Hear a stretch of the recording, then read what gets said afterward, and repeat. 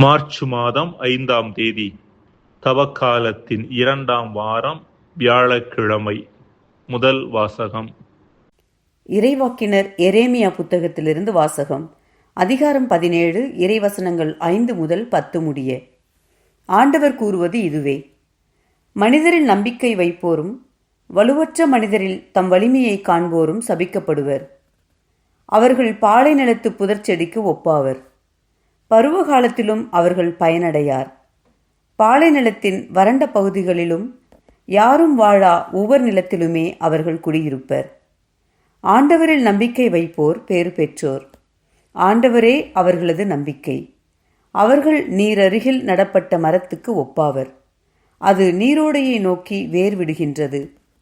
வெப்பமிகு நேரத்தில் அதற்கு அச்சமில்லை. அதன் இலைகள் பசுமையாயிருக்கும். வறட்சி மிகு ஆண்டிலும் அதற்கு கவலை இராது. அது எப்போதும் கனி கொடுக்கும். இதயமே அனைத்திலும் வஞ்சகம் மிக்கது.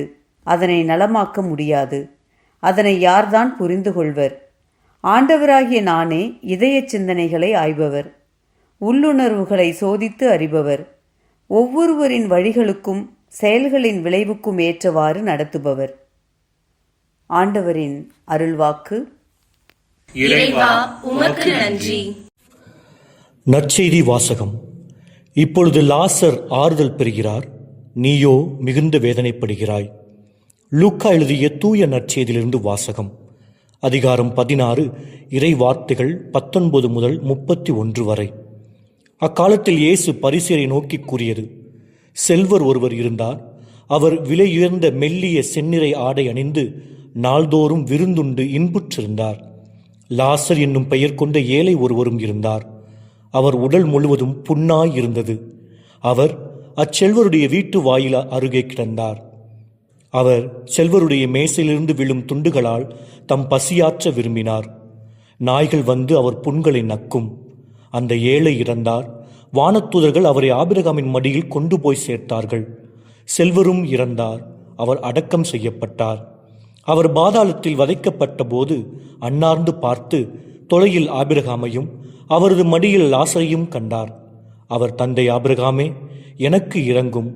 லாசர் தமது விரல் நுனியை தண்ணீரில் நனைத்து எனது நாவை குளிரச் செய்ய அவரை அனுப்பும். ஏனெனில் இந்த தீப்பிழம்பில் நான் மிகுந்த வேதனைப்படுகிறேன் என்று உரக்க கூறினார்.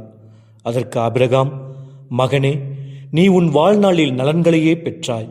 அதே வேளையில் லாசர் இன்னல்களையே அடைந்தார். அதை நினைத்துக்கொள். இப்பொழுது அவர் இங்கே ஆறுதல் பெறுகிறார், நீயோ மிகுந்த துன்பப்படுகிறாய். அன்றியும் எங்களுக்கும் உங்களுக்கும் இடையே பெரும் பிளவு ஒன்று உள்ளது. ஆகையால் இங்கிருந்து ஒருவர் உங்களிடம் வர விரும்பினாலும் கடந்து வர இயலாது. அங்கிருந்து நீங்கள் எங்களிடம் கடந்து வரவும் இயலாது என்றார்.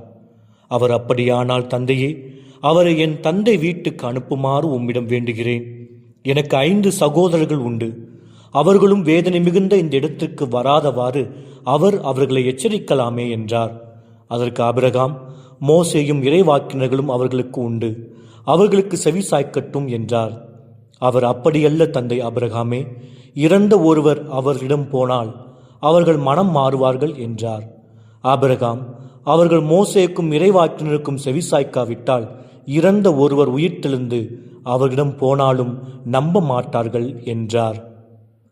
ஆண்டவரின் அருள்வாக்கு. கிறிஸ்துவே, உமக்கு புகழ். அன்புக்குரியவர்களே, ஆல்பர்ட் ஸ்வைட்சர் என்பவர் ஆப்பிரிக்காவில் மருத்துவ பணியின் மூலம் சமூக சேவை செய்ததற்காக நோபல் பரிசு பெற்றவர். 30 வயசுக்கு முன்பாகவே சிறந்த தத்துவ இயலாளராகவும் இறையியல் அறிஞராகவும் இசைக்கலைஞராகவும் வசதியாக ஐரோப்பாவில் வாழ்ந்த அவர் அனைத்தையும் துறந்துவிட்டு ஆப்பிரிக்காவிற்கு சென்று மக்களுக்கு பணிபுரிய ஆரம்பித்தார். அவரை ஆப்பிரிக்காவிற்கு செல்ல தூண்டியது எது? அவரே தன்னை பற்றி எழுதிய கீழ்கண்ட பகுதியில் அதற்கான பதிலை தருகின்றார். நான் ஸ்ட்ராஸ்பர்க் பல்கலைக்கழகத்தில் ஆற்றிக் கொண்டிருந்த பேராசிரியர் பணி, என்னுடைய எழுத்து பணி, இசையின் மீதிருந்த நாட்டம் அனைத்தையும் தியாகம் செய்ய என் 30வது வயதில் முன்வந்தேன். மேற்கண்ட எல்லா துறைகளையும் விட்டுவிட்டு ஆப்பிரிக்காவில் மருத்துவ பணி செய்யும் பொருட்டு மருத்துவம் படிக்க முன்வந்தேன். நான் அவ்வாறு மாற காரணம் என்ன? ஆப்பிரிக்க மக்களின் துன்பங்களை பற்றி கேள்விப்பட்ட பொழுது எனக்கு உடனடியாக நினைவுக்கு வந்தது இயேசு கூறிய ஏழை லாசரும் பணக்காரனும் உவமைதான். இந்த உவமை மேற்கத்தியர்களான எங்களோடு நேரடியாக பேசுவதாக உணர்ந்தேன். ஏழை லாசரை போல ஆப்பிரிக்க மக்கள் துன்பப்படுவதை பணக்காரர்களான ஐரோப்பியர்கள் பார்த்தாலும் அந்த பணக்காரனைப் போலவே இரக்கமற்றவர்களாக இருக்கின்றனர். அந்த இரக்கமற்ற பணக்காரர்களில் நானும் ஒருவனாக இருக்க விரும்பவில்லை. எனவேதான் மேற்கண்ட முடிவுக்கு நான் வந்தேன் என்று எழுதுகின்றார். அன்பிற்குரியவர்களை, இன்றைய நற்செய்தியை வாசிக்கும் நாம் ஒரு ஆழமான உண்மையை நமது மனதில் இருத்துவது அவசியம். ஏழை லாசருக்கு விண்ணகம் கிடைத்தது அவன் ஏதோ ஏழையாக இருந்தான் என்பதற்காக அல்ல. பணக்காரனுக்கு நரகம் கிடைத்தது அவன் பணக்காரனாக இருந்தான் என்பதற்காகவும் அல்ல. மாறாக லாசர் ஏழையாக இருந்தாலும் அவன் என்ன செய்தான் என்பதற்காகவும், மற்றவன் பணக்காரனாக இருந்தாலும் அவன் என்ன செய்யவில்லை என்பதற்காகவும் தான். லாசர் ஏழையாக இருந்த காரணத்தினால் அவனுக்கு பற்றிக்கொள்ள இறைவனை தவிர வேறு ஒன்றும் இல்லை. எனவே கடவுள் மீது நம்பிக்கை வைத்தான். லாசர் என்ற சொல்லுக்கு கடவுள் என் நம்பிக்கை என்றுதான் அர்த்தம். அடுத்த வேளை சாப்பாடு கிடைக்குமா கிடைக்காதா என்ற நிலையிலும் பணக்காரனின் மேசையிலிருந்து ஏதாவது ரொட்டி துண்டு விழும் என்ற எதிர்பார்ப்பு கொண்டிருந்தது இந்த நம்பிக்கையின் வெளிப்பாடே. அதாவது இறைவன் எனக்கு தேவையானதை கொடுப்பார் என்ற நம்பிக்கை. மேலும் ஒரு மிருகத்திடம், அதாவது நாயிடம் மனிதத்தன்மையோடு நடந்து கொள்கின்றான். எனவேதான் நாய்கள் உரிமையோடு அவனை அணுக முடிந்தது, அவனது புண்களை நக்க முடிந்தது. ஆனால் பணக்காரனோ ஒரு மனிதனிடம் மிருகத்தன்மையோடு நடந்து கொள்கின்றான். லாசரை ஒரு மனிதனாகவே அவன் மதிக்கவில்லை. தனக்கு முன்னால் ஓர் ஏழை பசியால் வாடுவதை பார்த்தும் கூட எவ்வித இரக்கமும் இன்றி தனது சுகத்தையும் இன்பத்தையும் மட்டுமே பெரிதாக நினைத்து வாழ்ந்தான். பணத்தையும் செல்வத்தையும் செல்வாக்கையும் வைத்து செய்யக்கூடிய நல்ல காரியங்களில் ஒன்றை கூட அவன் செய்யவில்லை. வேறு வகையில் சொல்லப்போனால் அவன் தன்னை தவிர வேறு யாரையும் பற்றி கவலைப்படவில்லை. அவன் முழுக்க முழுக்க நம்பியிருந்தது தன்னையும் தன் செல்வத்தையும் தான். மன்றாடுவோமாக. இறைவா, எங்களது வாழ்வில் எங்களிலும் எங்களது பொருளாதாரத்திலும் அதீத நம்பிக்கை வைப்பது தீமையை செய்வதற்கும், உம்மை சார்ந்தவற்றையும் நம்புவது நன்மை செய்வதற்கும் காரணமாக இருக்கின்றன என்பதை உணர எங்களுக்கு வரம் தருவீராக. ஆமென்.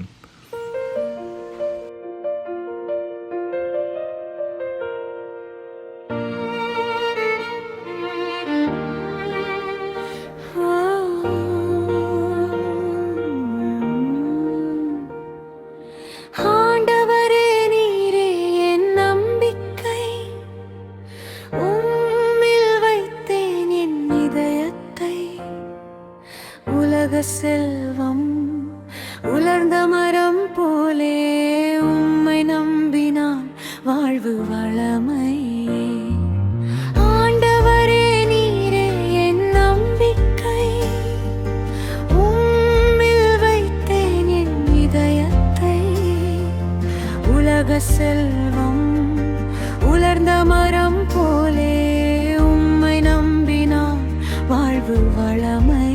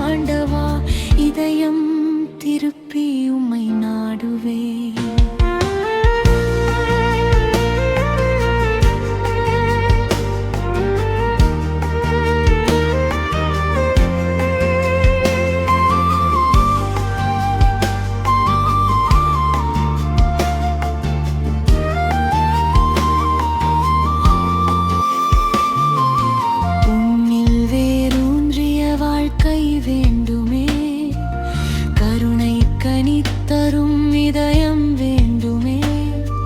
செல்வம் அல்ல உம் சித்தமே போதும், என் வாழ்வு உமக்கே அர்ப்பணம்.